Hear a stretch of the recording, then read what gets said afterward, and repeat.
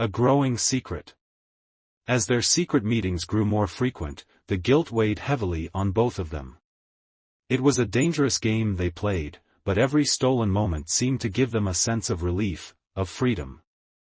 Still, deep down, Emily knew she was betraying the man who loved her, the man who had given her everything. But she couldn't stop.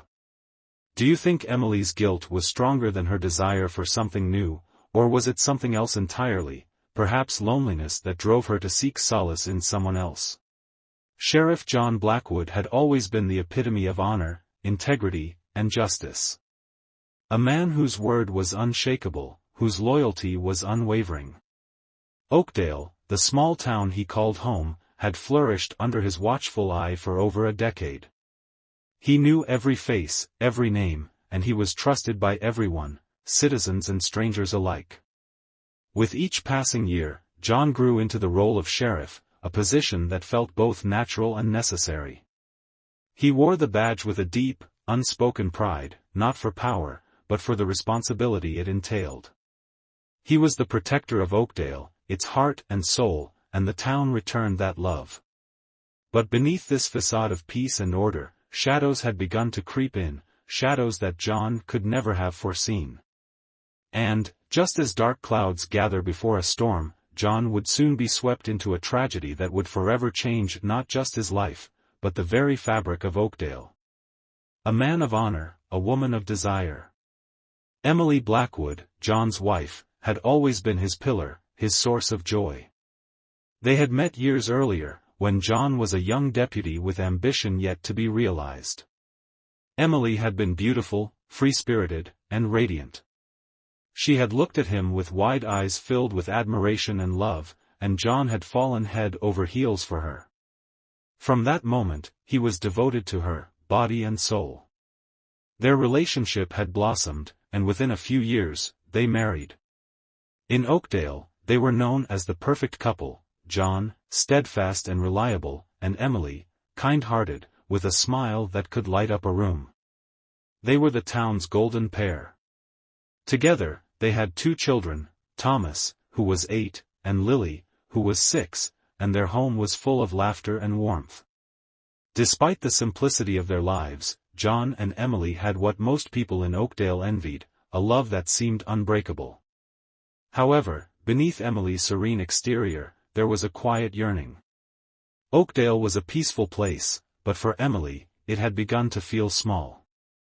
The days blurred together in monotony. The town's gentle rhythms and simple pleasures, which John cherished, became a source of frustration for Emily.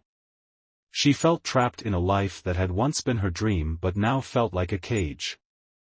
She longed for something more than what Oakdale could offer. She yearned for excitement, for passion, something to make her feel alive again. It was a secret she kept buried deep, afraid of speaking it aloud to John, who was so consumed with his duties as sheriff. She didn't want to hurt him. She didn't want to disappoint him.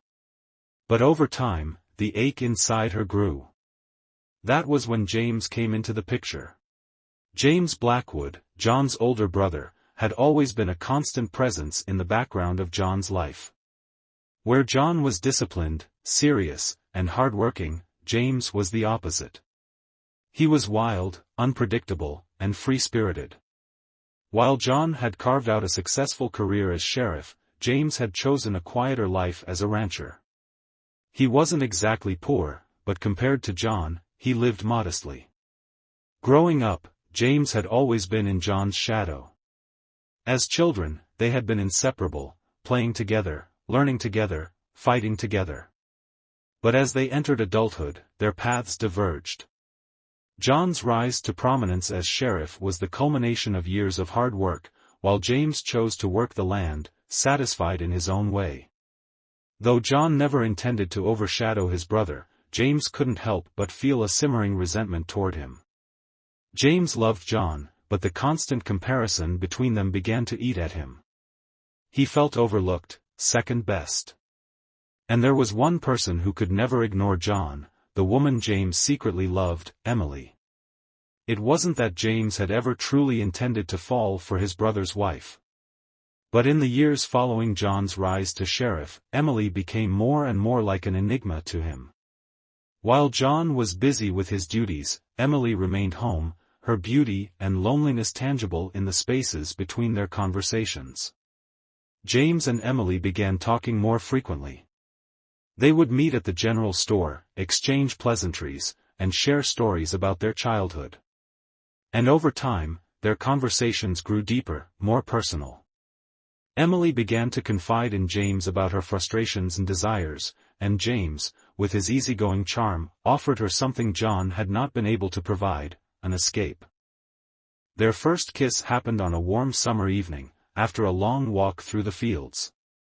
It was a kiss filled with desperation, both of them seeking something they hadn't realized they needed. Emily felt alive for the first time in years. James, with his reckless abandon, gave her the passion she had been craving. They didn't speak of consequences, they didn't think of anything beyond the fleeting connection they shared in that moment. From that night on, the affair between James and Emily spiraled deeper. It was no longer a matter of casual flirting or innocent conversations. It became a need, one they couldn't ignore.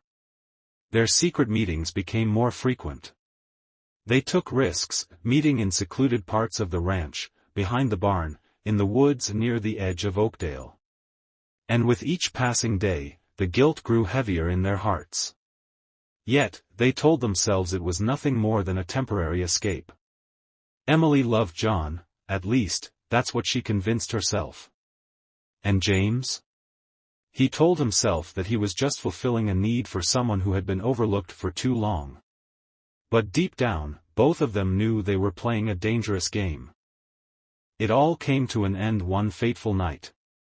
John had been busy with the day's duties, overseeing a cattle dispute and preparing for the upcoming harvest festival. It was late when he finally returned home, tired but content. The house was quiet. He called out for Emily but received no response. His stomach clenched with a strange unease. The children were asleep, their bedroom door ajar, the faint glow of a nightlight flickering from within. But Emily was nowhere to be found. Puzzled, John wandered through the house, checking every room. And then, he heard it, a faint murmur of voices outside. His heart raced. He stepped onto the porch and saw them. There, under the moonlight, were Emily and James. Locked in an embrace, their bodies tangled in a way that left no room for doubt. The world stood still for a moment, and then everything crashed down on John. His breath hitched. His knees buckled. He couldn't speak. He couldn't move. All he could do was stand there, watching the two people he trusted most in this world betray him. The confrontation was inevitable. How long? John's voice was a hoarse whisper, raw with disbelief. How long has this been going on? James pulled away first, guilt written all over his face. Emily, too, looked away, her cheeks flushed with shame. But neither could meet John's eyes. The silence between them was deafening, suffocating. "I never wanted this," Emily pleaded, her voice breaking. "John, please. I love you. This wasn't supposed to happen.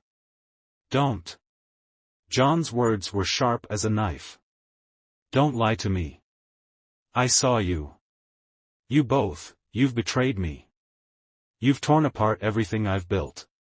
James stepped forward, his face twisted with regret. "John, he started, but John cut him off. "No. Don't you dare," John spat. "You think I don't know? You think I didn't see it? My own brother. My own flesh and blood. You were like a son to me. And you've done this." His voice cracked, and for a moment, he faltered, as though he might fall apart right then and there. Emily's tears flowed freely now, but there was no comfort she could offer. She had broken something that could never be fixed. "John, I'm sorry, please. I never meant to hurt you. You were always enough for me, I swear." "But I was," she faltered, unable to explain her own desires, her own emptiness. John's heart shattered into 1,000 pieces. His brother, his wife, both of them had betrayed him in the worst possible way. It wasn't just the affair that cut him, it was the lies, the deceit, the secrecy. It was the fact that the very people he had loved and trusted had shattered his world beyond repair. "Get out," John said, his voice cold and final. "Both of you." The days that followed were a blur of anger, heartbreak, and quiet despair. Emily left Oakdale, disappearing without a word, leaving behind nothing but the echo of her broken promises. She would never return. James, too, fled. Oakdale was too small to hide the shame that followed their betrayal, and James knew that he could never face John again. The town was rocked by the scandal. Whispers spread like wildfire, and the image of Sheriff Blackwood, once revered by all, was forever tarnished. His reputation, built on years of service and unwavering commitment, crumbled in an instant. John withdrew from his duties. He no longer held the badge. The man who had once stood tall and proud now wandered through Oakdale like a ghost, his heart heavy with grief and betrayal. As for Emily and James, their lives outside Oakdale were no